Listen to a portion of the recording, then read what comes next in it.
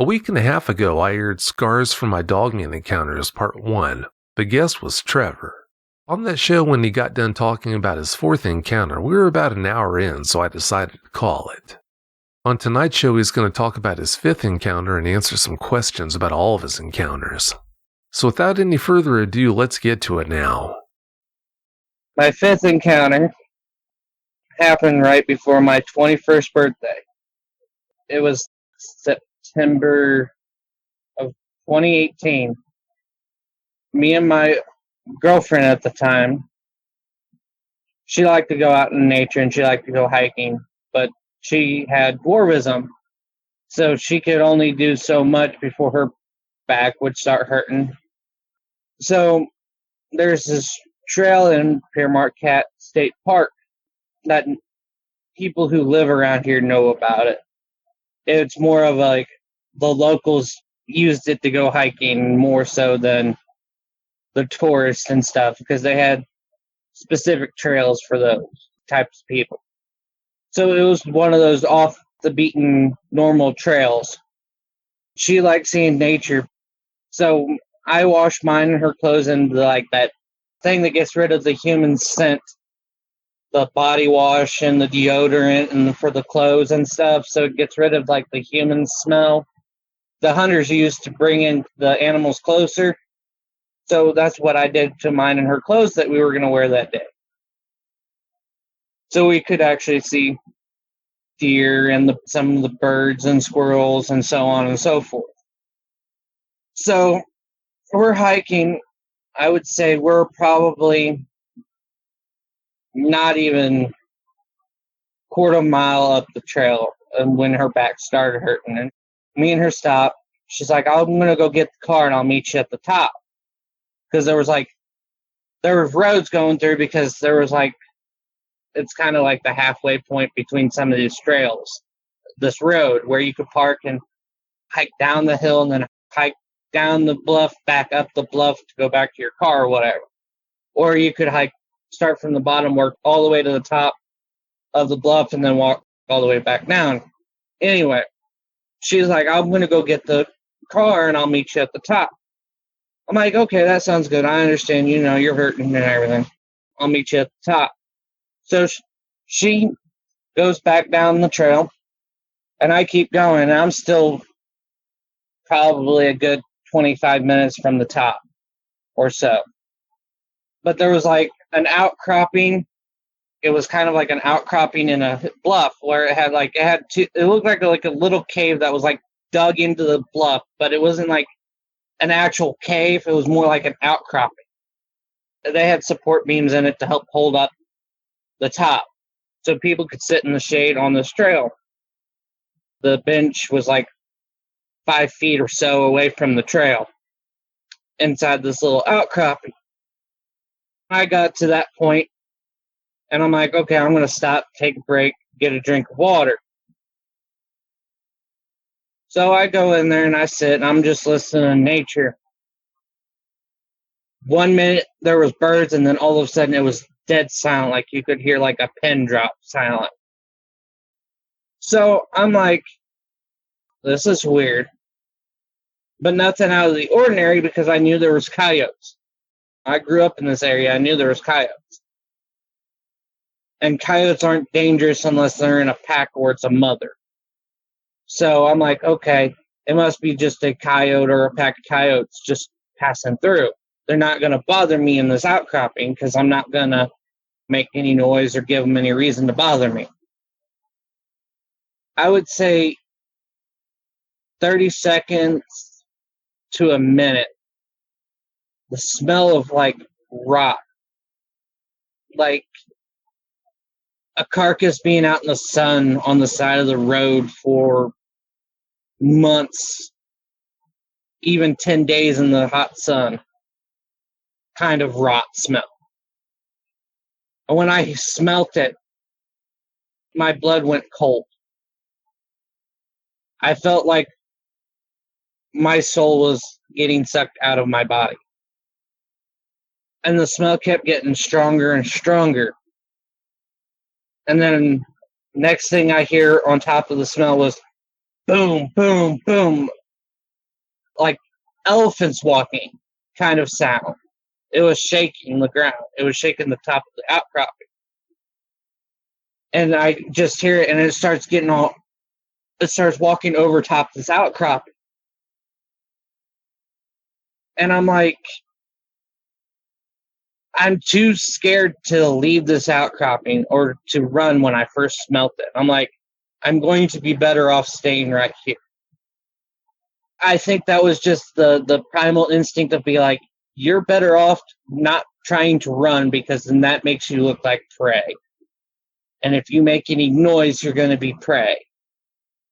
So, first thing I see after hearing and smelling all this, I see one claw or paw or hand with black daggers just wrapped. It looked like it's right or left hand wraps around the top of the outcropping and has the daggers pointing in. I stopped breathing. And then the other hand comes around that top of the outcropping. And then I see its head start coming down. And it kind of peered into the outcropping. And it was sniffing the air as it was looking into the outcropping. And it had like the wolf-like face. Its eyes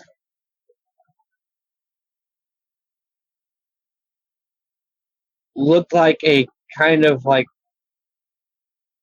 reddish color. And it had the normal wolf-looking face. Had like the Doberman pincher ears on top. But they were kind of more, they weren't up. They were slanted back. And then it jumped down. And it shook the top of this outcropping. Like a little a rock, probably the size of like a quarter, fell and hit me in the head. But I couldn't react because my body just went into instinctive, be like the rest of everything around you, be silent, be still. And it's standing on this trail, blocking the entrance to the outcropping. The entrance of this outcropping is like 5 feet away from where I'm sitting. And it's like kind of not standing completely up on its hind legs, but it's like kind of hunched over, but its front arms weren't touching the ground, or the front hands or paws or claw, whatever, weren't touching the ground. They were like hovering like 2 or 3 inches off the ground. It was kind of, it had matted like blood on its hands and arms, kind of like on the under part of its like jaw, and kind of up underneath like where its nose was, had like matted blood and, visceral. And it was sniffing the air, and then it would bend down without touching its front paws, touching the ground in front of it. It would start sniffing like towards the ground. Then it would go back up, start sniffing the air. I felt like I was in a freezer. That's how cold my blood was going. It had the body of like a bodybuilder. It was, take the biggest bodybuilder you could think of, whether it's from the 80s all the way up until now. It was that, every bit of that big. Its arms could easily reach me.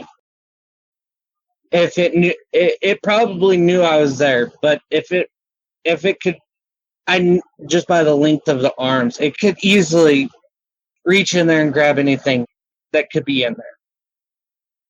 Its fur was like black, and then as it came down its back, there was like kind of like an arrow, and then it had like, you could see like a skin. It was like black skin. And it had like nicks and cut scars on it, like, when you're running through the underbrush, you're getting cut by like thorns and stuff like that. And if it being that big, it probably is hitting sticks and stuff too, and it's probably scratching it and leaving scars, and whatever it's hunting could also put up a fight and leave you scars. So then it comes down, and it basically had a strip of fur lining its spine. And then it went into its like tail, and it was kind of like a wolf tail, but not as bushy. And then down to its lower parts, it had like the dog-like legs, and its genitalia were huge, and it was a male. Its teeth were like yellowy white, stained a little bit. If it was standing completely straight up, it was probably easily 8-9 feet tall. But it was like kind of hunched over, so I don't really know. And it sat there, it felt like an eternity, sniffing the air and then sniffing the ground. Even if I wanted to run, I couldn't go nowhere. I was enclosed. I had rock walls of this outcropping on either side, and I had a wall behind me, and the only entrance is where this thing was standing. And like I said, it stood there, and it felt like an eternity. It could have been easily 5 minutes, but it felt like an eternity. And then it finally caught whatever scent it was looking for and took off. I still stood there. You could still smell it. And as the smell started fading away, once the smell faded away, I was like, started breathing again. And then slowly the birds started coming back, and you started hearing the normal nature sound. And as soon as I started hearing the birds chirping and the nature sounds coming, I grabbed my stuff and I just ran up the rest of the way. And then as soon as I got in the car, she was asking me, "What's wrong?"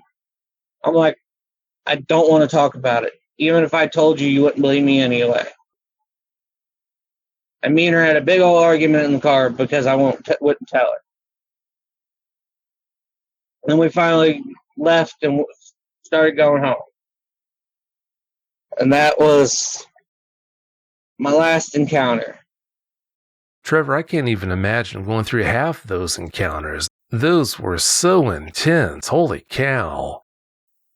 Trevor, do you think having that first encounter when you were 6 shaped the development into the adult you are now? In a way, yes, Vic. I'm not quite sure how to describe how it's impacted, but I think it had a part of it. Would you say it's for the better or the worse? When it comes down to any kind of life impact, it doesn't matter if it's worse or better. It makes you either stronger because of the encounters, or if you take it with a grain of salt and you're like, okay, it happened, I can't control it, I might as well learn to accept it and grow from it. I like that. That's a great way to look at it. You said that you had to stand on your bed to look out the window above the bed when you had that first encounter. From outside, how far was it from the porch up to the windowsill of that window? The window I was talking about is the little basement window that was on the side of the house, and it's like a clean drop. The actual front window, I could actually stand up in front of it. It was like a normal sized living room window on the front of the house. And then on the side, facing the abandoned house, there was like a little basement window that I had my bed underneath it, where I had to stand up onto it to look out towards the abandoned house and down. Oh, I see. Okay, I have that mixed up. How long do you think it might have been standing there watching you before you actually saw it? Honestly, Vic, I don't know. It could have been there for as long as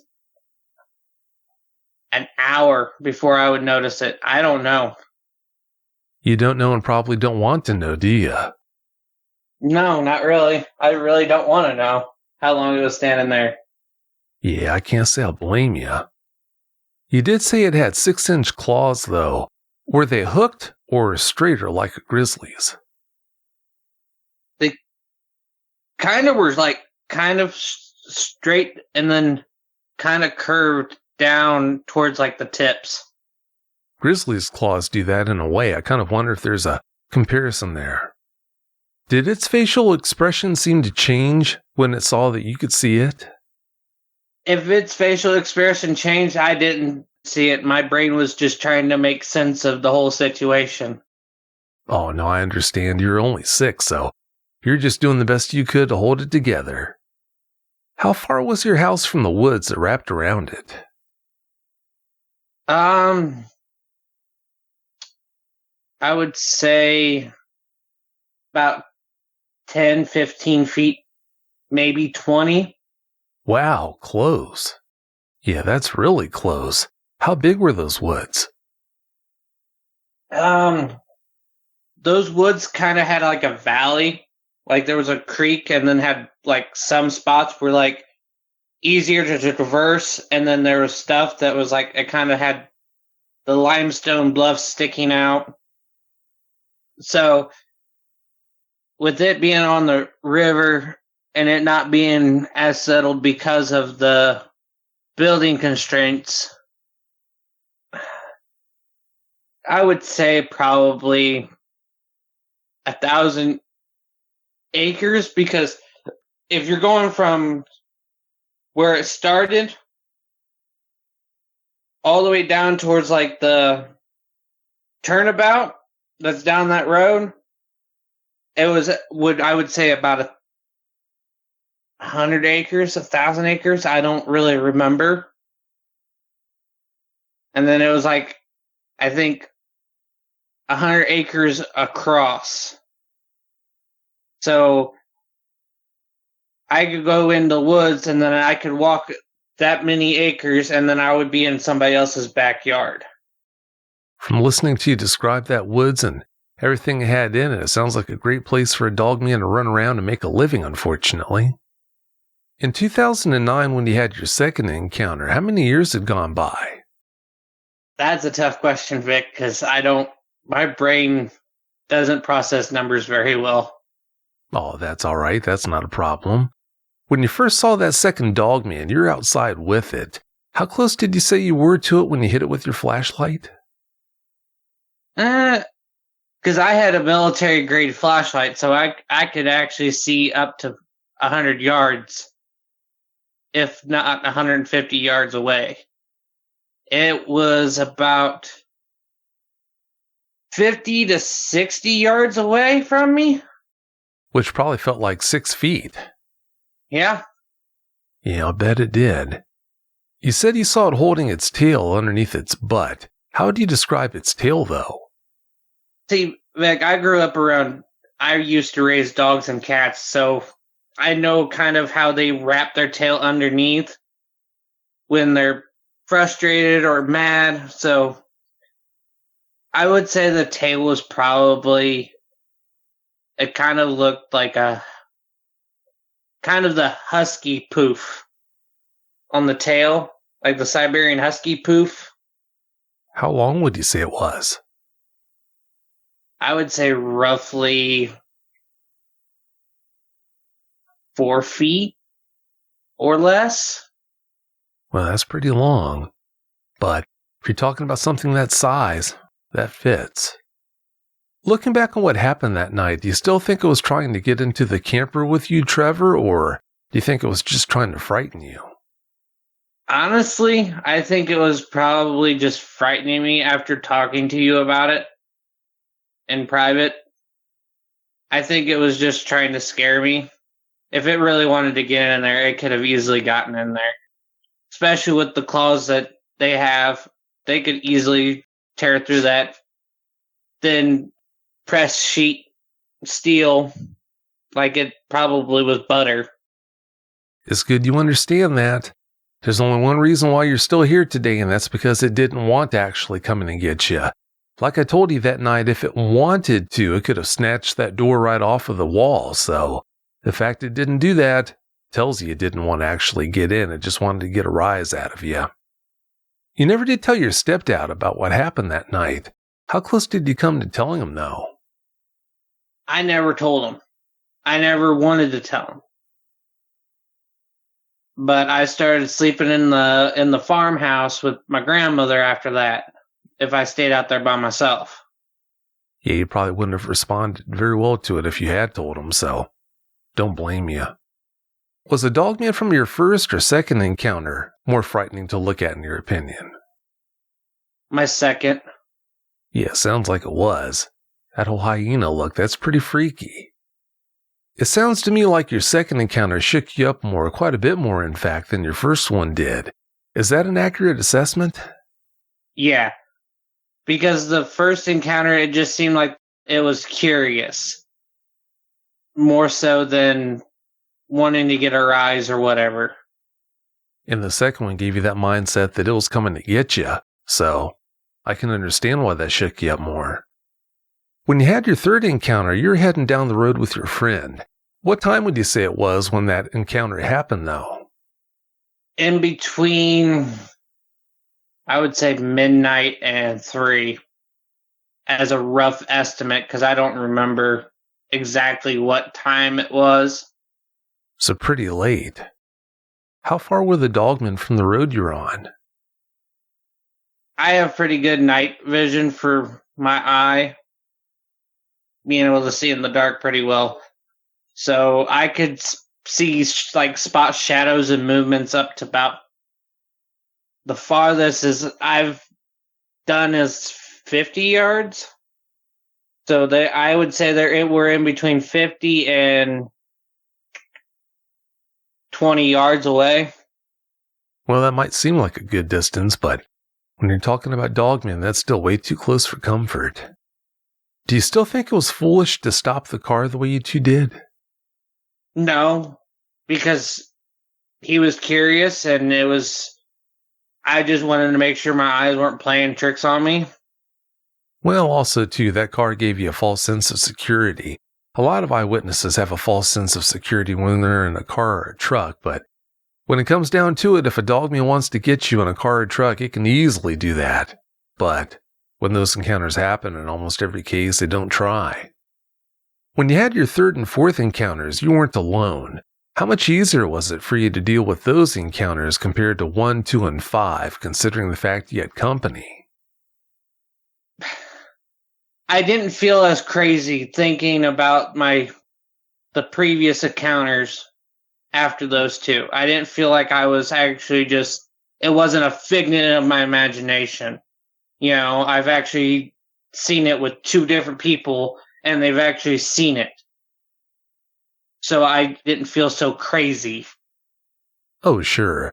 For that reason and several others. Yeah, it's just normally easier in general to have an experience like that if you have company with you, but it's best by far to not have a Dogman encounter if you can avoid it, of course. When your friend's girlfriend stopped the car when you had your fourth encounter, you said you were about 10 feet from them, and that she freaked out when she saw them standing there. When she was freaking out, was she screaming or trying to stay quiet? She was not like actually like high-pitched screaming. You know, it's like the stunned scream that you get when somebody like startles you, that's kind of what it was. And then she just started crying. I think at that point she didn't care if they heard her or not. Her brain just could not compute with it. Poor thing, it sounds like she really took that hard. I'm so glad you were there with her. If you wouldn't have been there with her and she had that experience alone, can you imagine how much harder it would have been for her? Yeah. And not only that, having a kid in the car on top of that, yeah, no. Yeah, that wouldn't have been good at all. You said that one of them was 10 to 11 feet tall and the next biggest one was about 8 to 9 feet tall. The other two were only about 7 feet, though. Did you get the impression that you might have been looking at a family? To answer your question, Vic, yes, I thought I was looking at a family.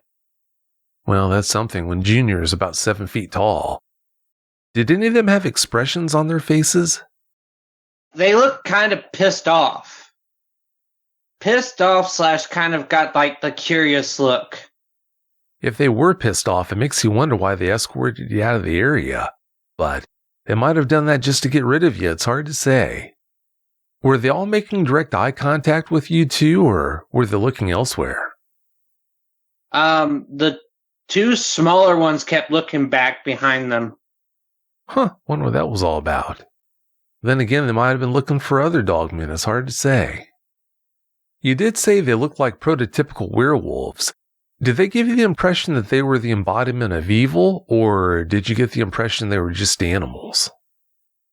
I think they're probably animals, more so than a supernatural being like a werewolf or a shapeshifter. Well, there are a lot of eyewitnesses who describe them that way as just being flesh and blood animals out there making a living the best way they know how. So, you're not the first to describe them that way. What kind of posture did they have standing there? Were they more stooped over or standing up straight? The two bigger ones were standing up straight. The two little ones were like kind of hunched over, kind of ready to like fight something. I don't know. I can only imagine what it must have been like to see them standing there. That's just too much. While they were escorting you out of the area, how fast would you say you were going? If I had to guess, we were probably going 60 plus. Wow. And you said they kept that speed up for about a mile? Yeah, they stayed behind the vehicle, though. They never really got up on the sides of the vehicles. So they were going a little... If they wanted to match the car for speed, they could have, easily. And then some. But I think they were just staying behind for whatever unknown reason. Probably just to keep an eye on you. It's a given that some of the listeners are wondering why you didn't pull your phone out of your pocket and take pictures of them, Trevor. What would you say to them in response to that? In that situation, you're not thinking about your phone. You're not thinking about anything. You're just thinking on trying to comprehend the situation. And I didn't have a cell phone until that had an actual camera working on it. I didn't have one until I was close to 18.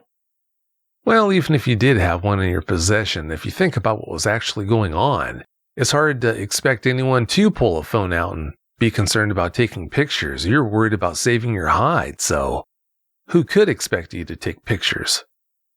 In September of 2018, when you had your fifth encounter, you were hiking with your girlfriend. Had you been hiking at that place before? I've gone hiking in that place many, many times before this. And it was like a kind of well-worn animal trail.